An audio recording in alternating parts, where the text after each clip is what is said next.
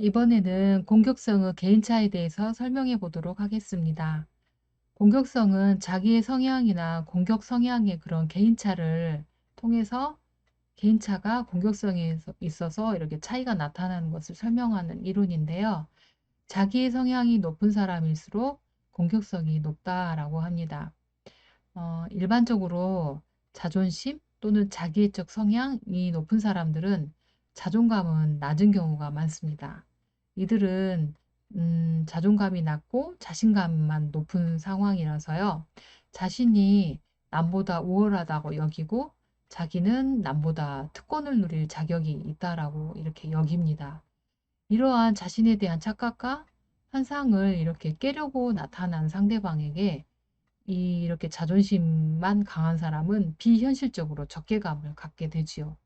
또한 잘못된 일에 대해서는 자기 탓보다는 남 탓을 많이 하게 되고 또 이런 친구들은 다른 친구들로부터 인정받는 데 필요한 유능감, 이런 인성, 이런 것들을 갖지 못해서 자신의 자긍심을 자신의 공격으로 이렇게 유지하려고 합니다.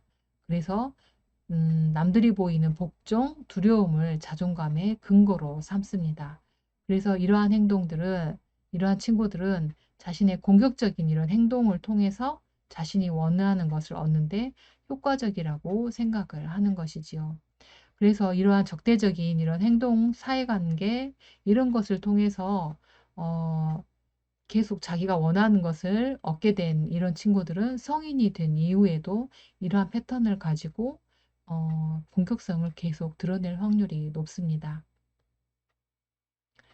2012년에 박갑제와 임성문의 연구에 있어서도 자기 성향이 강한 대학생은 자신에 대한 비난을 받아 분노하는 경우에 폭력적인 행동을 나타낼 가능성이 있는 것을 밝히면서 자신감보다는 자기 통제력을 지닐 수 있는 그런 교육을 할 것을 제안하였습니다.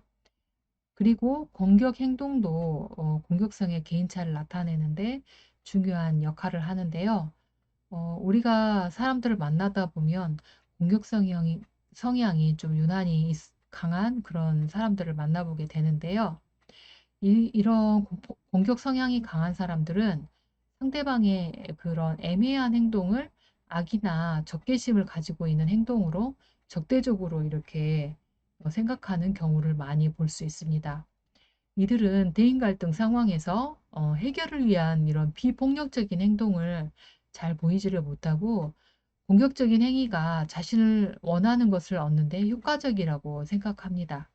따라서 이들은 아무 이유 없이 공격성을 보이고 공격적인 행동을 하는 그런 모습을 보이죠. 어, 그냥 바라만 보았을 뿐인데도 이 친구가 뭐 나를 비웃었다, 노려보았다, 무시했다. 이렇게 다른 사람의 행동을 악의를 가지고 적개심을 가지고 하는 행동이라고 이렇게 믿는 그런 적대적인 귀인 모형을 갖고 있습니다. 이렇게 공격성이 높은 아이들은 어, 행동이 모호할 때 이런 것들을 적대적으로 이렇게 해석하는 것이 어린 시절에 이런 경험을 통해서 이런 적대적인 귀인 해석이 생기는 것으로 보입니다.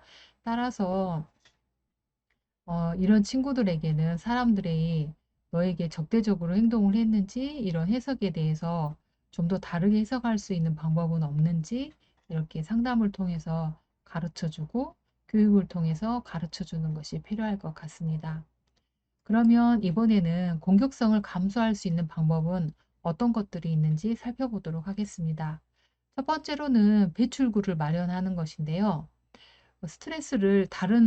스트레스와 분노의 감정을 다른 방법으로 이렇게 표출하는 그런 장치를 제공하는 것이지요.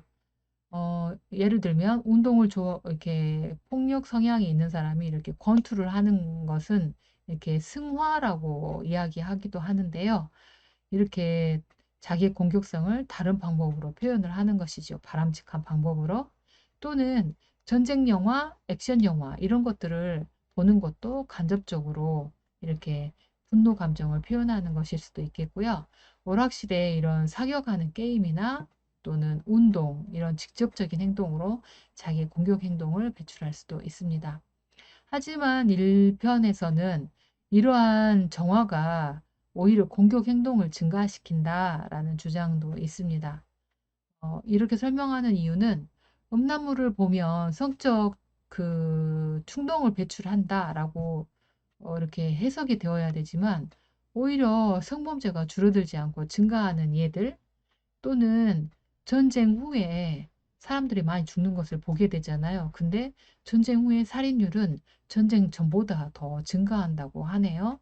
이러한 증거들을 통해서 볼 때 이렇게 배출구 마련의 방법이 공격 행동을 감소하는데 적절한 방법이 아니다라는 주장도 있습니다. 두 번째로는 폭력행위에 대한 처벌인데요. 공격 행위에 대해서 심각한 대가가 있다는 것을 사회가 알려주게 되면 공격 행위가 감소한다는 것입니다. 근데 여기서는 조건이 두 가지가 있는데요. 처벌이 폭력 행동 이후에 즉각적으로 주어져야 되고 그 누구도 그 처벌을 피할 수 없다라는 이 두 가지 조건이 이렇게 모두가 알고 있을 때 그때 공격 행동이 줄어드는 그런 효과가 있다고 하네요.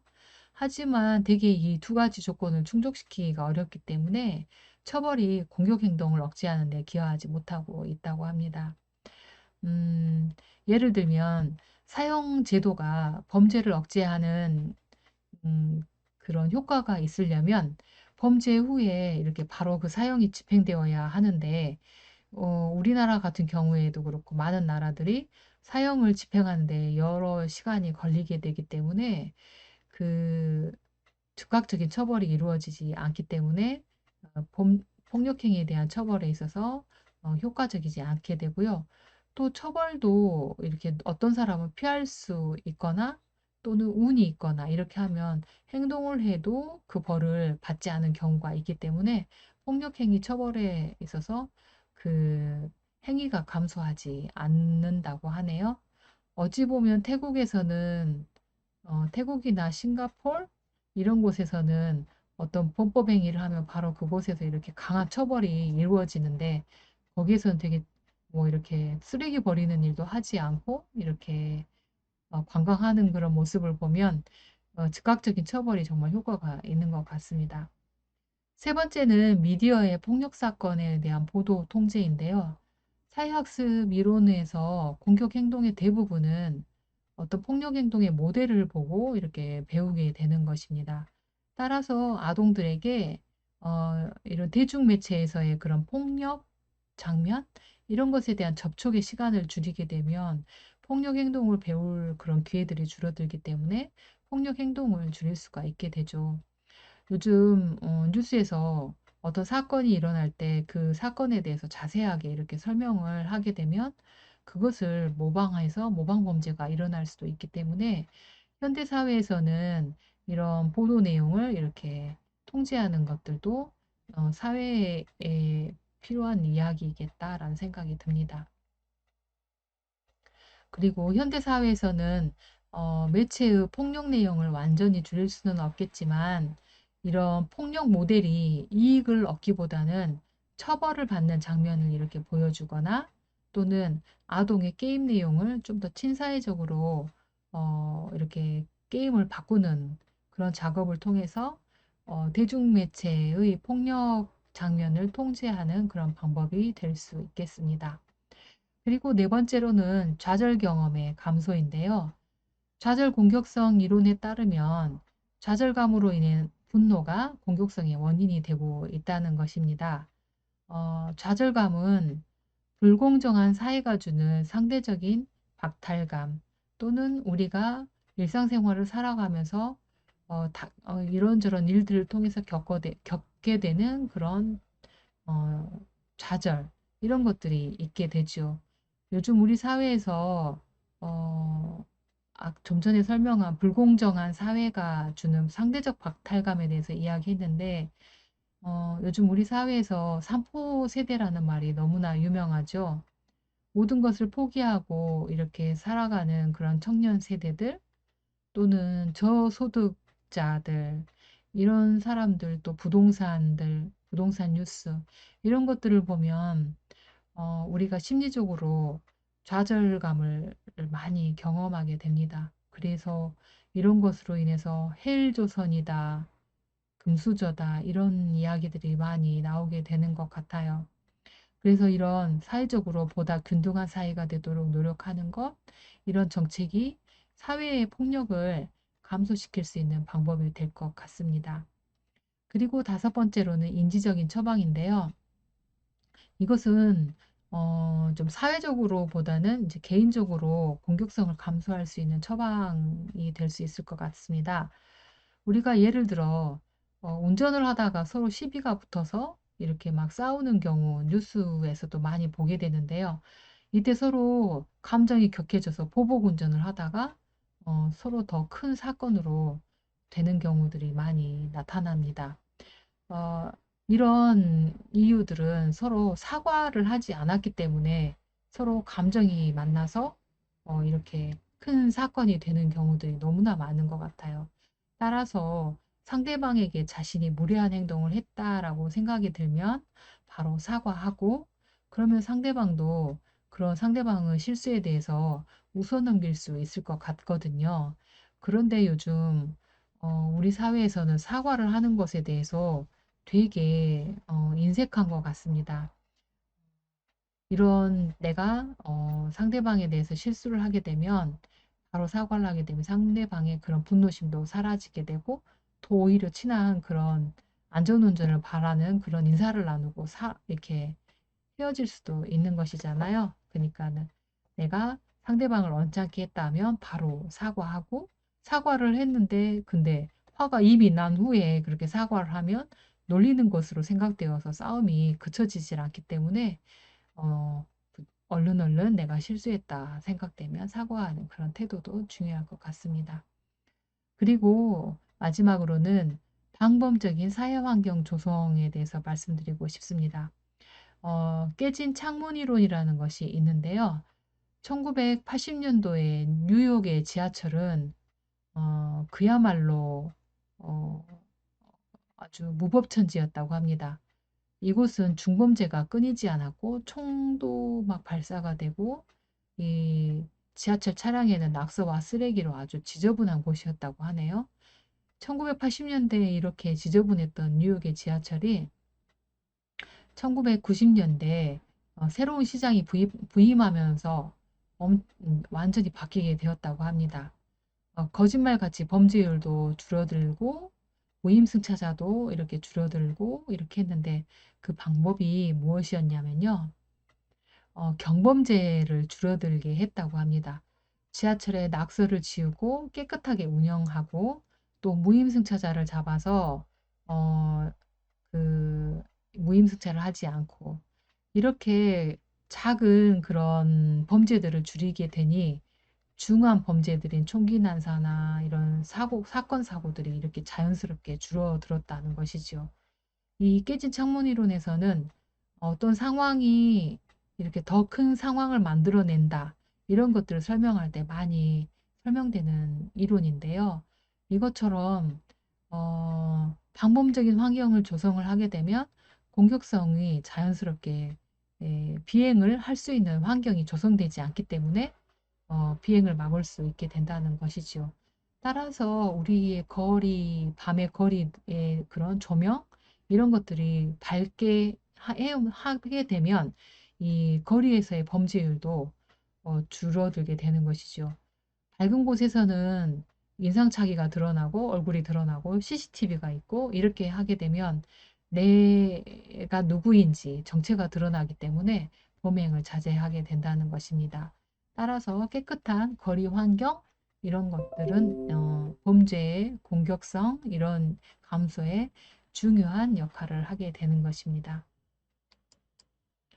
음, 그러면 이 시간에는 공격성을 어떻게 획득하게 되고 어떤 문제점이 있는지, 공격성의 문제점에 대해서 살펴보도록 하겠습니다. 가정에서의 공격성을 한번 살펴보도록 하겠는데요. 되게 강압적인 가정에서 공격성이 더 많이 키워지는 그런 것을 알 수 있습니다. 아이의 마음을 읽어주고 칭찬하고 이렇게 사랑을 해주는 가정과 달리 서로 부부가 다투고 어, 부의 뭐 엄마의 규칙, 아빠의 규칙 이런 규칙만을 강조하면서 이렇게 권위적으로 어, 양육을 하였을 때 아이는 자신의 감정을 이렇게 존중받는 경험을 받아보지를 못했기 때문에 타인에 대해서 의심하고 불신하고 그리고 자신도 이렇게 부정적으로 볼 거라는 이런 생각을 갖게 됩니다. 이러한 왜곡된 생각 이런 것들은 이 친구들이 다른 이제 학교에서 만날 때 대인관계에서의 어려움을 겪게 되고 의사소통도 어려움을 겪게 됩니다.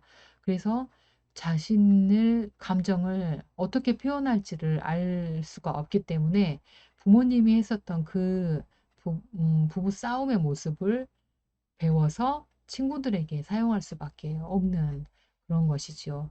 어, 아동이 요즘 최근 들어서 가정에서 아동에 대해서 이렇게 신체적으로, 정서적으로, 그리고 심하게는 성적으로 이렇게 학대하는 그런 사건들이 많이 일어나고 있는데요. 학대의 83%가 가정에서 이루어진다고 합니다. 훈육을 빙자해서 이렇게 체벌을 하다 보면 이런 체벌의 사용이 종종 학대로 이어질 가능성이 너무 높게 되는데요. 저도 아이를 키워봤지만 사랑의 매는 없는 것 같습니다. 다 자기 감정에 격해져 가지고 미운 마음이 아이를 때리는 거지 아이를 사랑한다면 충분히 말로도 양육할 수가 있는 것이죠. 아동학대 사건의 50%는 부모의 그런 양육 태도와 훈육의 문제로 이렇게 이루어지는 것으로 나타났고 9.3%는 부모의 양육 부담, 스트레스가 이렇게 아동학대의 원인이 되었다고 하네요. 이렇게 어린 시절에 학대 경험을 가진 아이들은 또 자라나서 상대방에 대해서 이렇게 적개심을 가지고 대인 관계도 잘하지 못하게 되고 혹시 결혼을 하게 되면 자신의 그런 학대 경험을 자녀에게 할 가능성이 매우 높기 때문에 이렇게 가정에서 공격성이 대물림되는 그런 모습을 볼 수가 있습니다. 그러면 이번에는 학교에서의 공격성에 대해서 이야기를 나눠보도록 하겠습니다. 요즘 학교에서는 공식적인 체벌이 금지되어 있는데요. 하지만 지금도 운동부 학생들 경우에서는 체벌이 사용되고 있다고 하네요. 그래서 그것이 문제가 되어 얼마 전에 뉴스에서도 나왔는데요. 우리나라는 이렇게 훈육을 위해서 학생에게 매를 이렇게 아끼지 않았던 그런 과거의 경험이 있습니다. 하지만 이렇게 학생들에게 체벌을 하면서 이렇게 학교에서 지도를 하였을 때 이 아이는 더 맞는 횟수가 더 많아지게 되고 또 폭력을 선호하는 문제 아동으로 자랄 확률이 높다고 합니다. 이렇게 친구들 앞에서 매를 맞는 경우에는 자신의 자존감도 낮아지고 자신을 문제아로 인식하게 되는 그런 모습이 더 많아지게 되는 것이죠. 따라서 학교에서 아이를 반성하게 만들려면 아이와 교사와의 유대감을 활용하는 것이 더 중요할 것 같습니다. 제가 상담으로 만난 친구도 작년에 만났던 담임은 이렇게 요즘 벌을 쓰지 못하기 때문에 언어적으로 이렇게 거친 말을 하고 모욕적인 말을 해서 그 교사와 악감정을 이렇게 갖게 되더라고요. 그래서 아이는 더 학교에 적응하지 못하고 삐뚤어진 그런 모습들을 보았어요. 하지만 이렇게 학년이 바뀌어서 새 학년이 되었을 때 교사와 유대감이 이렇게 형성이 되면서 그 아이는 정말 많이 바뀌게 되었거든요. 따라서 이렇게 교사가 이렇게 체벌보다는 정서적인 그런 긍정적인 정서를 형성하면서 어, 아이가 바람직한 행동을 하게 만드는 것이 아이에게 더 효과적인 그런 모습이고요. 이런 체벌은 반성하게 하지 않고 악감정을 이렇게 더 나타나게 하는 그런 모습을 볼 수가 있습니다. 심하게 체벌하는 교사가 많을수록 학교 폭력을 경험하는 학생의 숫자도 많게 되고, 이렇게 체벌을 하는 학교는 학교의 이런 폭력에 있어서도 서로 순환적인 그런 모습을 나타나게 됩니다.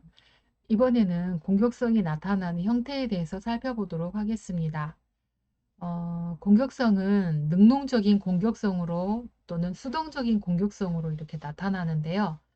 공격성의 욕구를 이렇게 스스럼 없이 공격 행동을 표현하면 능동적인 공격성이라고 하고요. 수동적인 공격성은 공격성을 드러내고 싶은 욕구가 있으나 그런 공격 행동을 하는 것이 두려워서 수동적으로 표현하는 것이죠.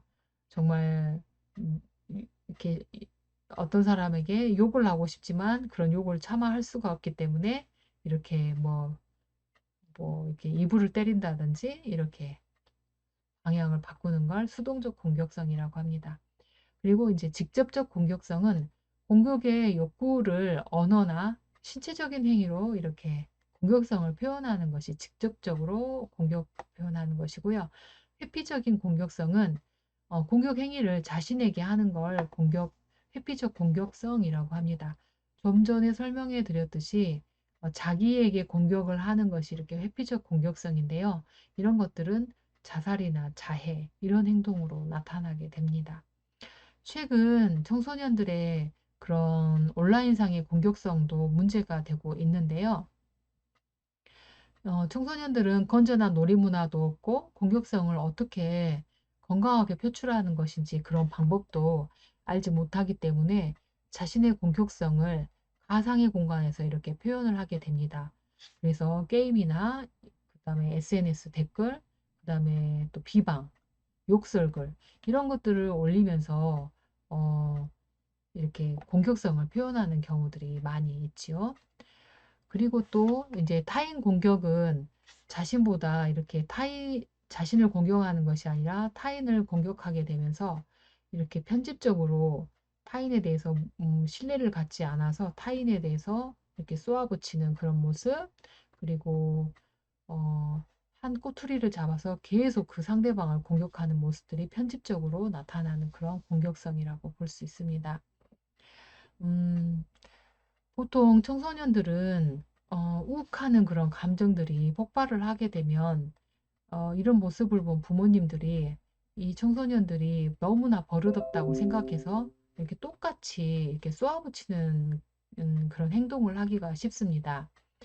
대부분의 사람들은 부모여도 이성보다는 좀 더 감정적으로 반응하기가 쉽고 또 감정적으로 받아들이지 않을 때는 아무리 이야기를 해도 이렇게 먹히지 않을 때가 많잖아요.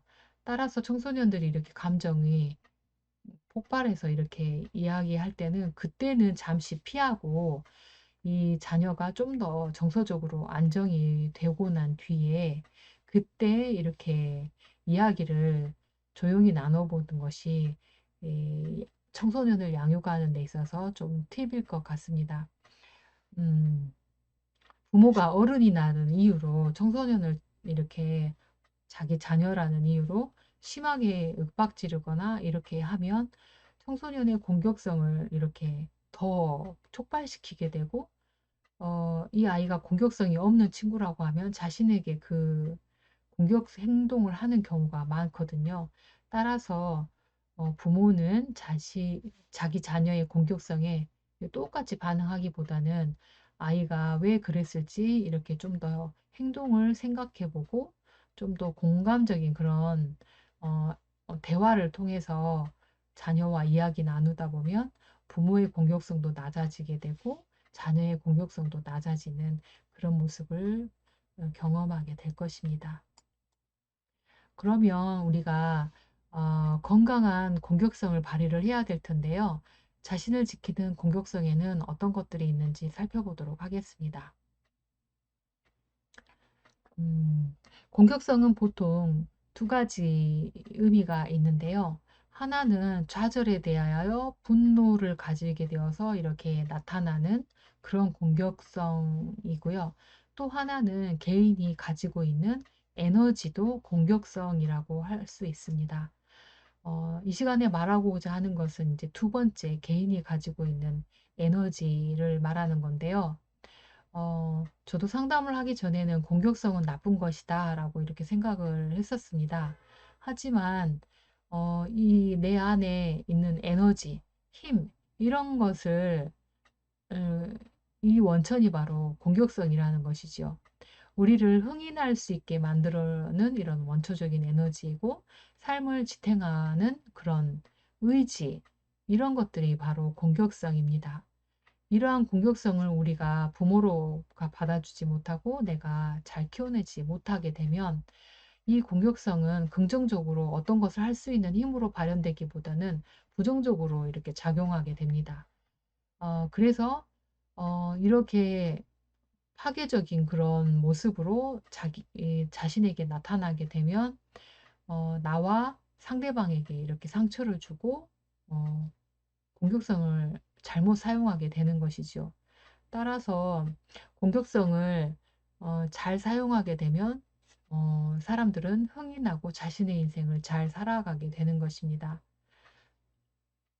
그러므로 우리가 부모로서 우리 자녀들을 키울 때 어, 어떻게 양육을 해야 이렇게 나의 자녀들이 자기 인생을 잘 살아가게 할 수 있을까 좀 말씀드려보고 싶습니다. 부모는 안정적으로 안아주는 대상이 되어 주어야 되는 것입니다. 부모의 이런 돌봄 안에서 어, 아이가 적절하게 공격성을 표출하게 되고, 아, 내가 이렇게 세상에 대해서 당당하게 자기 감정을 표현하고 내 뜻을 표현할 수 있을 때 이 세상은 그래도 안전한 것이구나. 이런 것들을 알게 되고 또 스스로 그것을 통제할 수 있는 그런 힘도 생기게 되는 것이죠. 따라서 가정 안에서 그런 안아주는 든든한 부모 안에서 자기의 그런 힘을 발견하게 되고 세상에 나가서 자기의 힘을 어떻게 써야 되는지 이런 힘을 조절할 수 있게 되는 그런 힘도 배우게 되는 것입니다. 따라서 이런 공격성을 가정 안에서 잘 표현하고 받아줄 수 있어야 될 것 같고, 가정에서 혹시 되지 않았다 하는 경우에는 학교에서 그 아이를 무조건 문제아로 이렇게 받아주는 것이 문제아로 이렇게 배척하는 것이 아니라 어, 이렇게 상담을 통해서 자기 주장을 할 수 있도록 돕고 표현할 수 있도록 이제 교사가 그렇게 안아주고 받아주는 역할을 했으면 좋겠다 그런 생각이 듭니다. 이 시간에는 건강하게 자신을 지키는 공격성까지 이야기를 나눠보면서 공격성에 대한 이야기를 마무리하려고 합니다. 세상에는 사랑만 가지고 자신을 이렇게 지켜가면서 살기는 어려운 것 같아요. 공격성도 있어야 자신을 지킬 수가 있는 것이지요. 우리가 살아가면서 자기를 지키는 사랑의 힘과 공격성의 힘을 다 가지고 앞으로 남은 시간들도 행복하게 살아가기를 바랍니다. 경청해 주셔서 감사합니다.